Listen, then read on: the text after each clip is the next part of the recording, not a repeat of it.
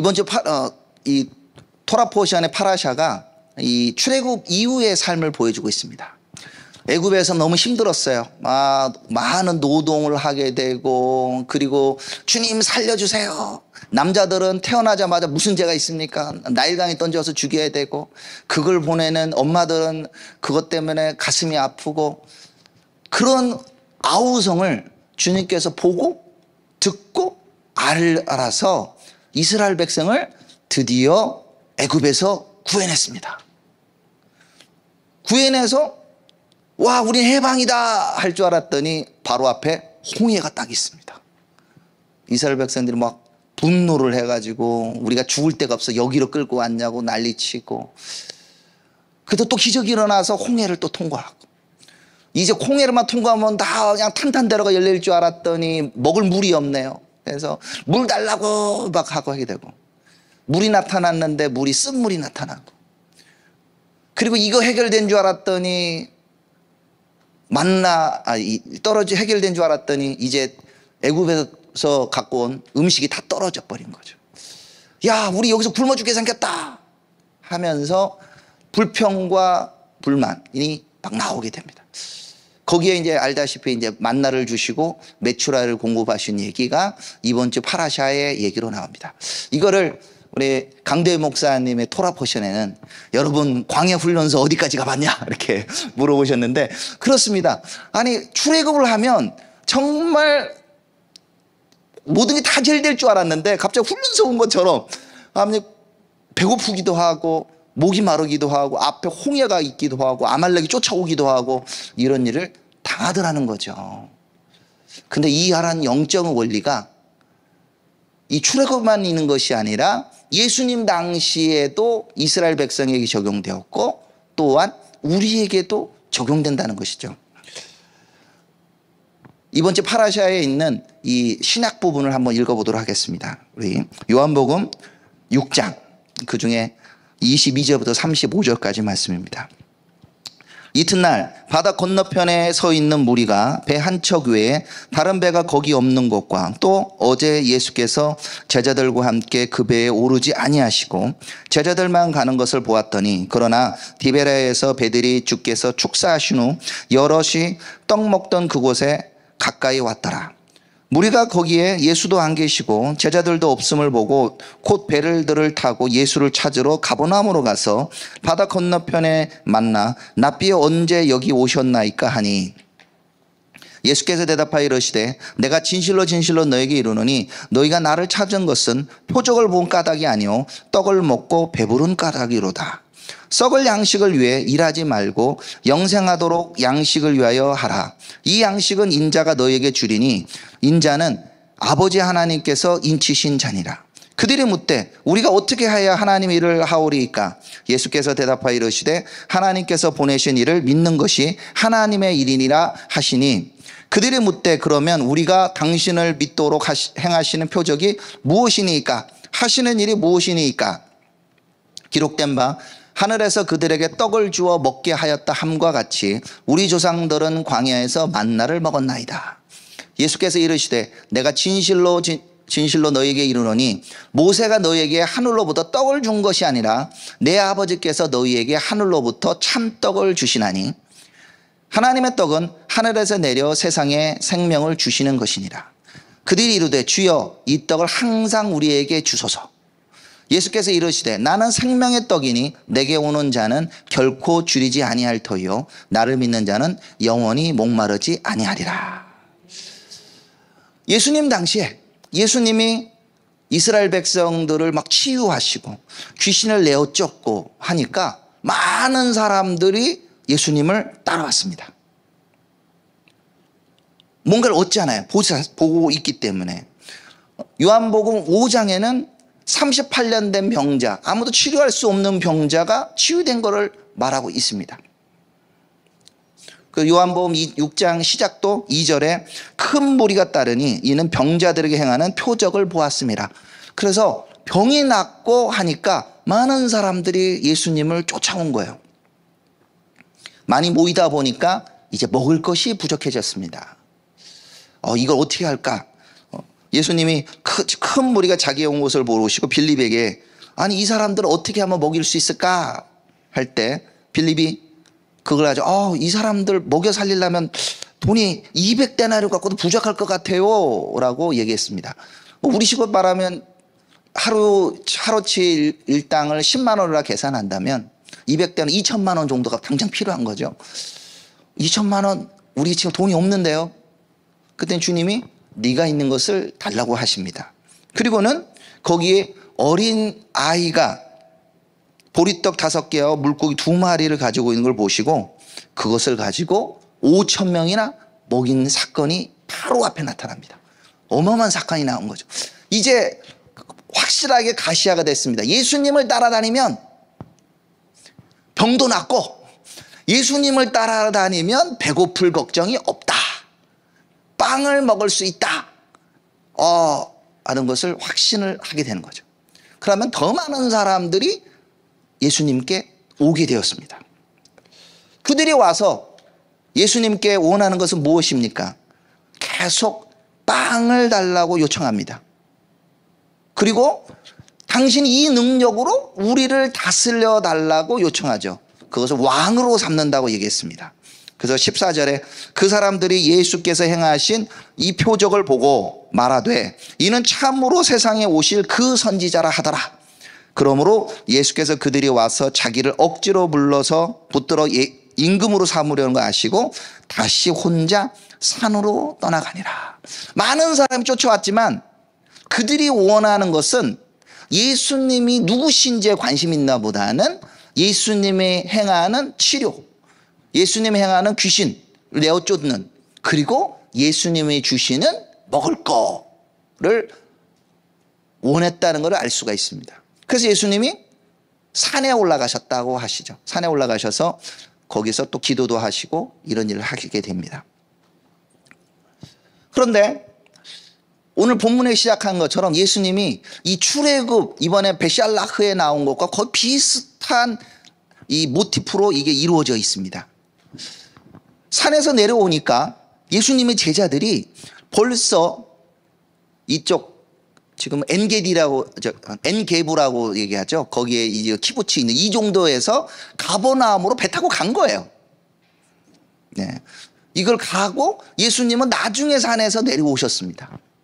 그런데 어떻게 했어요? 예수님이 밤에 바다를 건너서 오신 거예요. 야, 우리가 홍해를 가르신 우리 여호와의 하나님이 생각나지 않습니까? 근데 갈릴리 바다가 가보신 분은 알겠지만 사실 호수이긴 하지만 굉장히 사실 크거든요. 이 갈릴리가 둘레가 뭐 53km라고 그러고 남북이 21km, 동서가 11km 그런데 지금 따져보면 한 4시 방향에서 한 12시 방향으로 이렇게 질러서 간다고 할 수 있어요. 그러니까 얼마나 될까요? 한 7, 8km는 될 것 같아요. 이렇게 사가선을 올라가더라도 거기를 예수님이 밤에 걸어서 지나갔습니다. 그러고 나니까 제자들이 노를 저 10여리쯤 갔다라고 했죠. 10여리라면 우리식으로 따지면 한 4km, 5km 막 이래 정도로 될 것 같은데 중간에서 만났으니까 여기까지 예수님이 걸어서 따라오신 거예요. 막 바다 위로.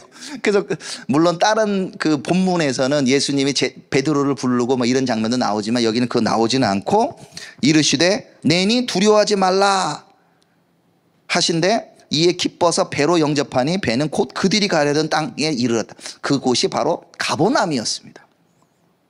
바다 위를 5km를 걸어오신 거예요.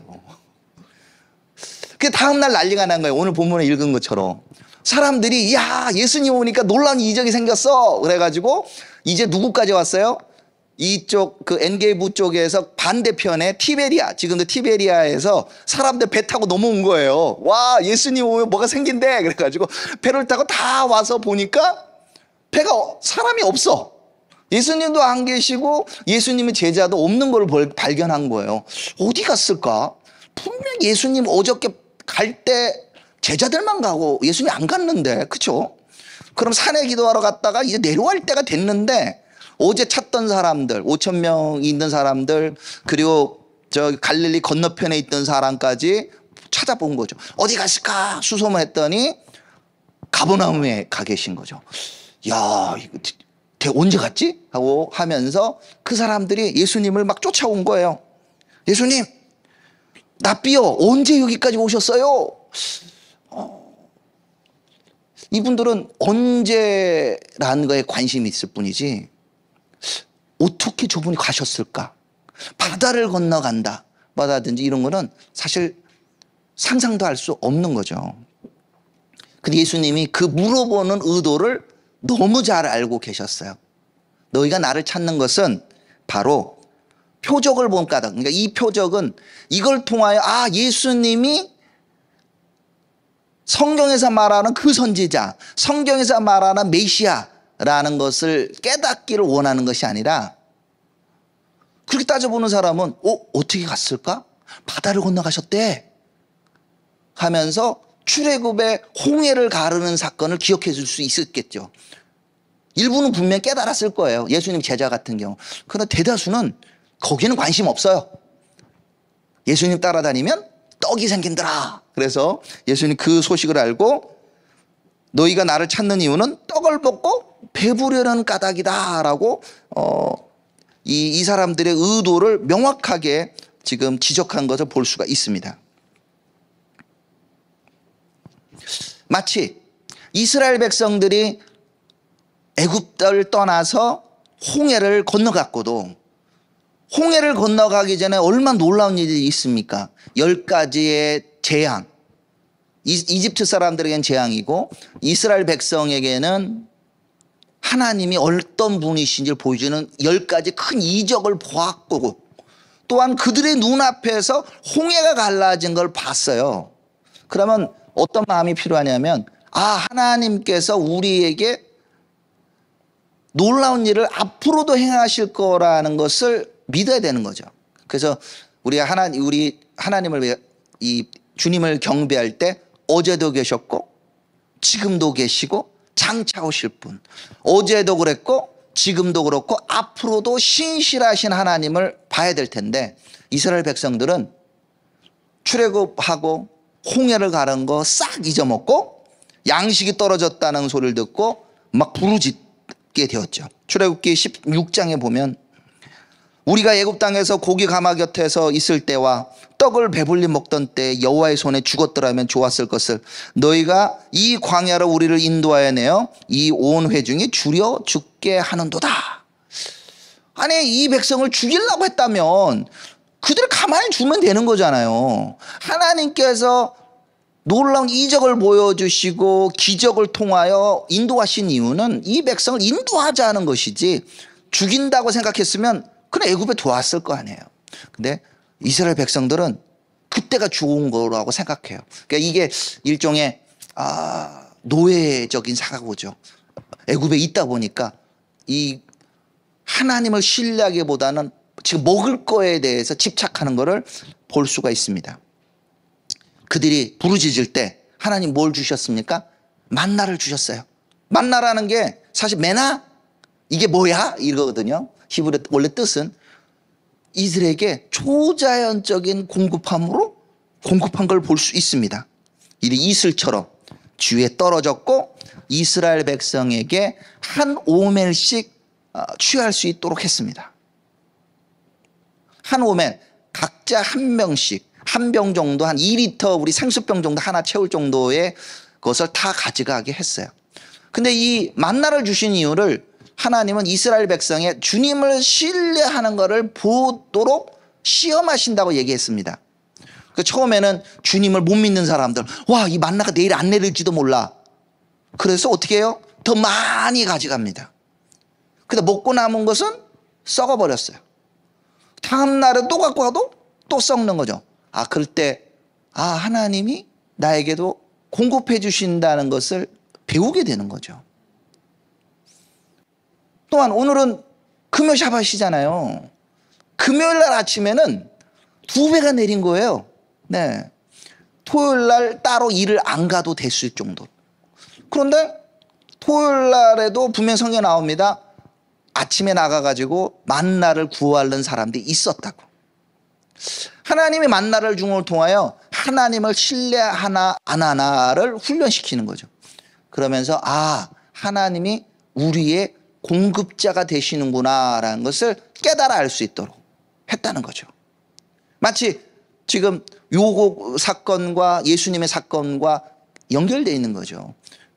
오늘 본문에 나왔듯이 만나를 먹었다는 게 중요한 것이 아니라 그 만나는 모세가 준 것이 아니라 하나님 아버지가 주었다는 걸 알고 하나님의 일을 하라, 하나님이 보내신 자를 믿으라고 말하고 있다는 거죠.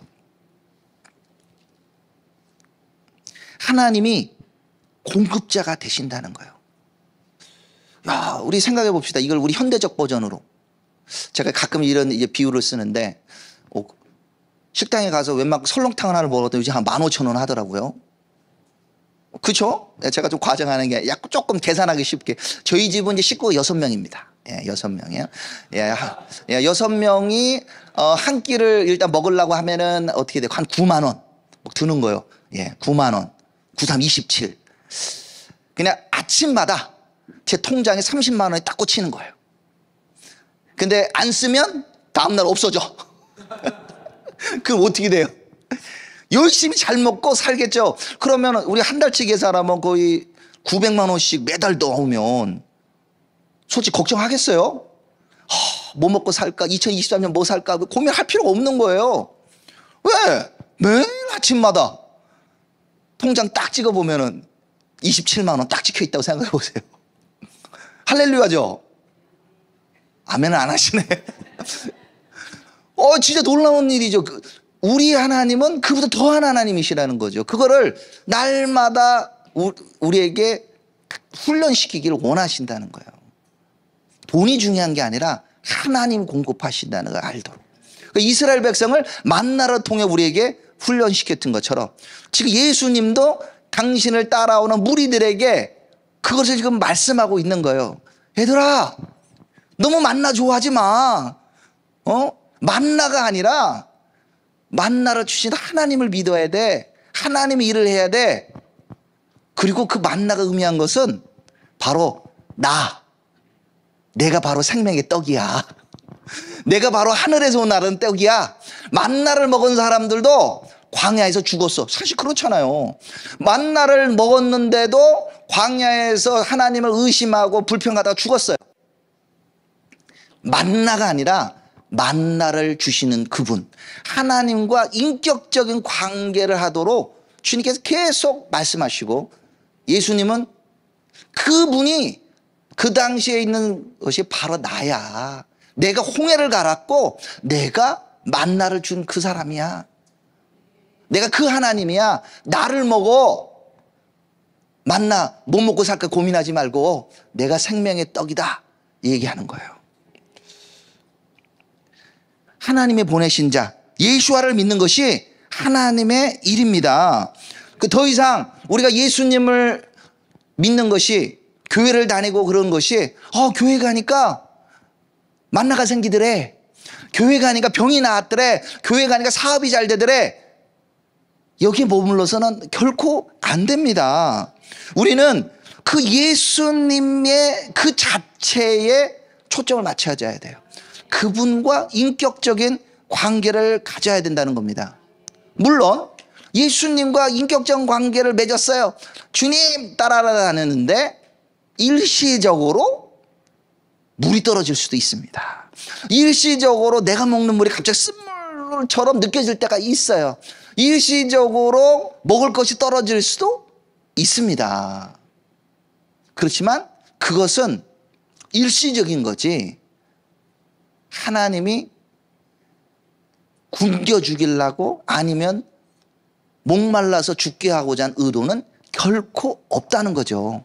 결국 어떻게 됐습니까? 홍해가 가라앉고 그 다음에 먹을 것이 없는 것처럼 보였지만 이스라엘 백성, 또 심지어는 이스라엘 백성들이 주님께 반역을 하고 가데스 바네아에서 우리는 가나안 땅에 못 들어가고 여기서 죽는다고 그들이 불평했을지라도 그 다음 세대에는 하나님의 약속대로 이스라엘 백성을 가나안 땅으로 인도하시잖아요. 약속한 땅으로 인도한다는 거죠. 그만큼 하나님의 신실함은 우리가 주님을 믿냐 안 믿냐에 있지 않고 그분 자신이 신실함 그 자체라는 거죠. 그래서 우리는 본질적으로 예수님께서 바로 생명의 떡인 것을 믿어야 합니다. 그분은 홍해를 가르신, 바로 바다를 가르신 하나님이십니다. 어떤 누구도 무리를 거르신 사람은 없어요. 야, 한 명 있구나. 예, 베드로. 무리를 걸어 다닐 수 있는 사람 없습니다. 일시적으로 뭐 누구는 막 빨리 뛰어가지고 간다고 하지만 5km씩 무리에 걸어 다니면서 보셨습니까? 없어요. 네. 오직 주님만이 바다를 가르시고 걸으실 수 있는 분이시죠.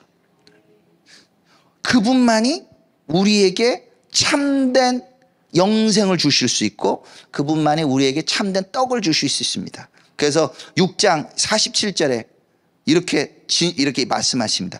진실로 너희에게 이르노니 믿는 자는 영생을 가졌나니 내가 곧 생명의 떡이라.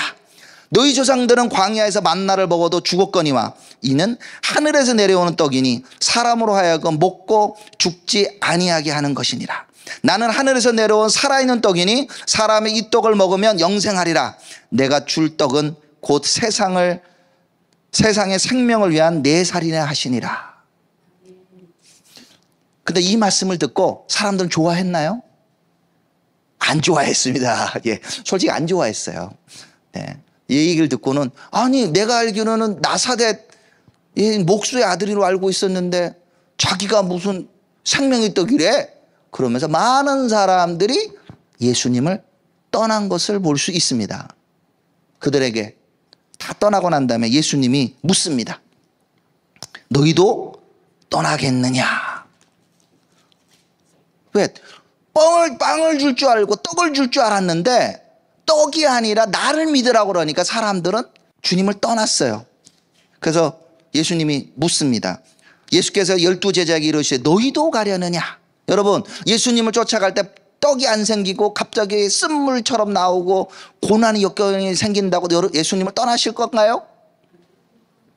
시몬 베드로가 대답하되 주여 영생의 말씀이 주께 있사오니 우리가 누구에게 가오리까?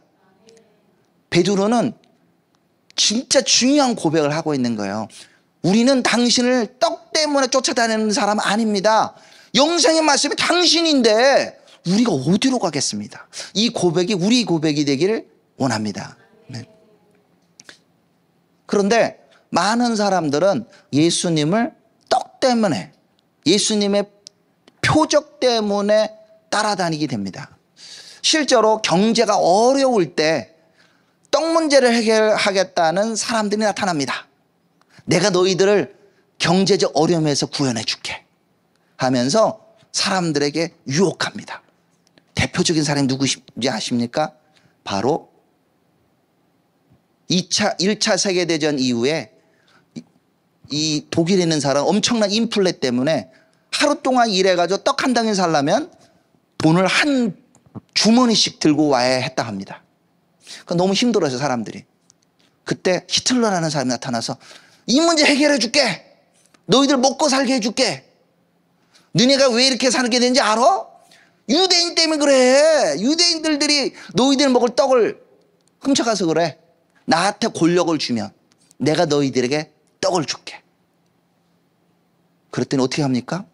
많은 사람들이 와 히틀러가 떡을 준대 그러면서 히틀러를 쫓아왔어요. 심지어는 신학자들, 목사들도 히틀러를 존경합니다. 하나님께서 우리를 구하기 위하여 우리 영혼을 구하기 예수님을 주셨지만 우리 먹고 사는 문제를 위하여 우리 히틀러 같은 지도자를 주셨다 하면서 히틀러에게 달려옵니다. 근데 결과는 어떻게 됐나요? 여러분들 아시잖아요. 우리가 지난주에 1월 27일이 유엔이 정한 홀로코스트 추념일이었습니다. 아우슈비츠를 유엔군, 당시 소련군이 해방한 날을 기념해서 하는 날이에요.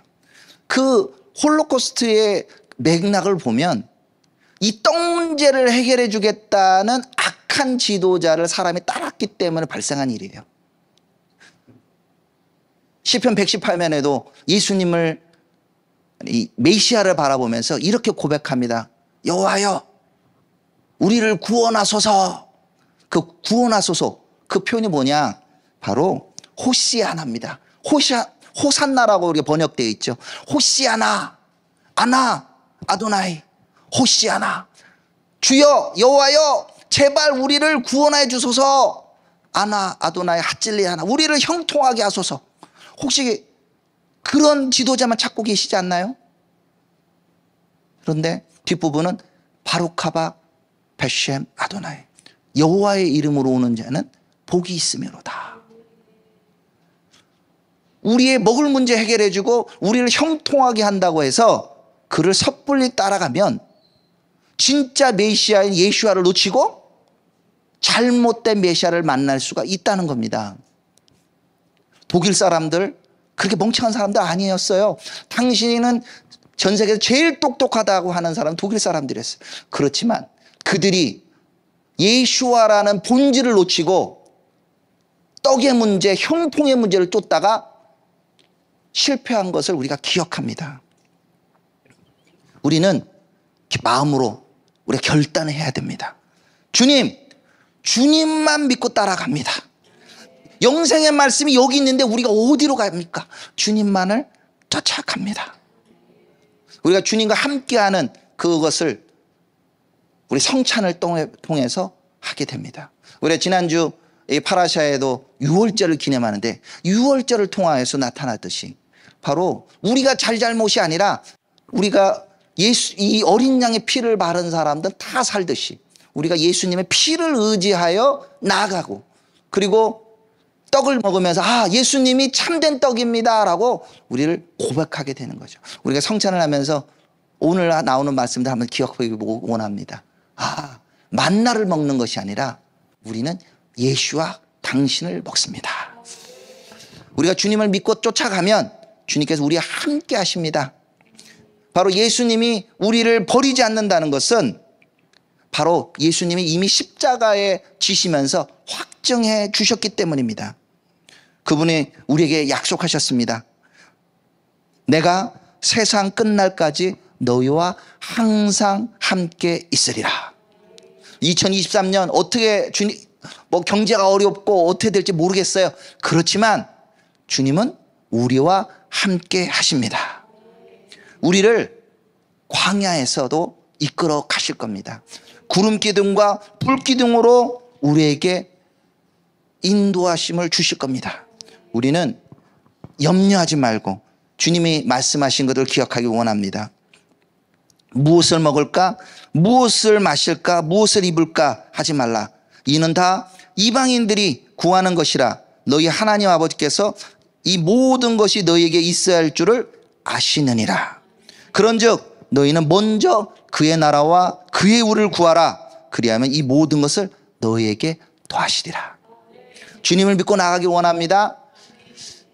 그렇다고 기도를 안 하라 이런 건 아니에요. 우리 날마다 주님이 가르치는 기도가 뭐라고 얘기합니까?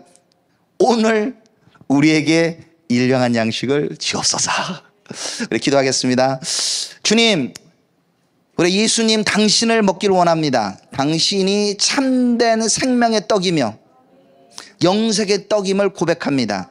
주님, 우리가 이 사는 세상이 광야와 같을지라도 주님께서 우리의 빛이 되시고 우리의 인도자가 되심을 고백합니다. 주님, 우리에게 일용할 양식을 날마다 주실 것을 저 믿고 감사하며 주님께 나아갑니다. 우리를 붙들어 주시옵소서. 예수 그리스도 이름으로 기도드립니다.